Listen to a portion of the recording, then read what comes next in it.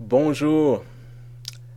Le lectionnaire de cette semaine nous offre un texte de l'Évangile selon Luc, un texte qui est un peu nébuleux, certains diront, ou un peu problématique dans les milieux de théologie libérale parce que le contenu, la morale de l'histoire semble assez dur. Parce que c'est l'histoire d'un groupe de gens qui approchent Jésus et lui demandent il y a des gens qui ont été tués par les autorités. Est-ce qu'ils ont mérité ce qu'ils ont eu? Est-ce que c'est parce que c'était des pécheurs? Il y a des gens qui sont morts dans une espèce d'accident bête. Est-ce qu'ils ont mérité ce qu'ils ont eu? Est-ce que c'est parce qu'ils étaient des pécheurs? Et souvent, les gens se posent cette question-là lorsqu'il y a des grands événements comme ça, que ce soit quelque chose de très spectaculaire comme les attentats du 11 septembre ou les fusillades dans les écoles qu'on a vu malheureusement beaucoup ces derniers jours, ou des choses très personnelles, de perdre son emploi, d'avoir un cancer, d'être malade, ainsi de suite. Les gens se demandent, est-ce que j'ai mérité ça? Si j'avais prié plus, si je m'étais tourné vers le Seigneur, certains diront, peut-être que ce ne serait pas arrivé. Est-ce, les gens souvent cherchent consciemment ou inconsciemment une espèce de justice divine de si je suis un bon chrétien, si je vis les valeurs de l'Évangile, ben c'est juste des bonnes choses et les gens méchants, ben ils payent pour leur péché. Et Jésus répond non, pas vraiment.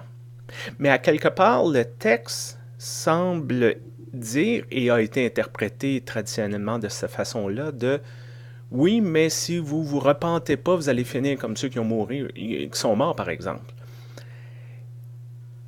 Et il y a une espèce de conséquence ici. C'est comme non, Dieu n'est pas responsable, mais vous allez Dieu va vous punir quand même. Et c'est très difficile pour une approche plus libérale et cette approche où ce qu'on essaie de voir un message positif de l'Évangile. Et sans vouloir dénaturer le texte, peut-être qu'il y a une autre façon de voir les choses. Que Jésus ne fait pas des menaces aux gens, mais qui rappelle peut-être euh, que oui, il y a des accidents comme ça qui se passent et que c'est inévitable. On va tous mourir, on va tous perdre un ami proche, on va tout un proche autour de nous qui va être malade, ainsi de suite. Ça, c'est les faits de ce qu'on appelle l'existence humaine. Et peut-être que c'est un rappel qu'il n'y a pas de temps à perdre. Là.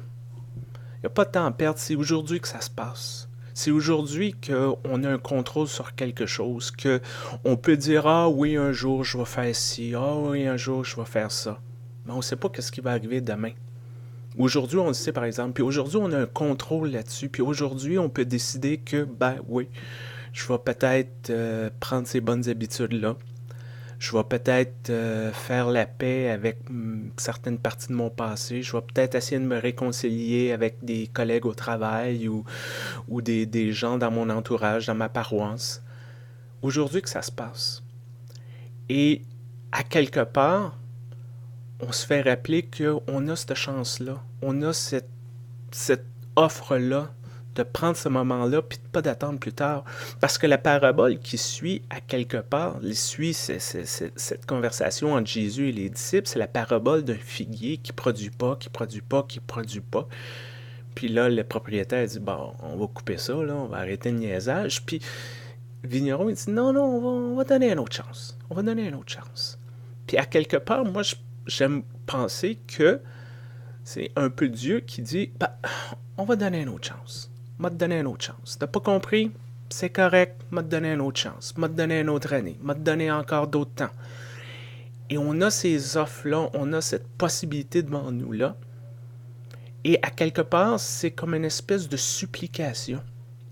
Prenez-le, cette chance-là. Prenez le temps, puis faites de quoi maintenant. Attendez pas à l'année prochaine. Attendez pas lorsque le temps viendra, lorsque le fruit sera mûr. Faites-le maintenant.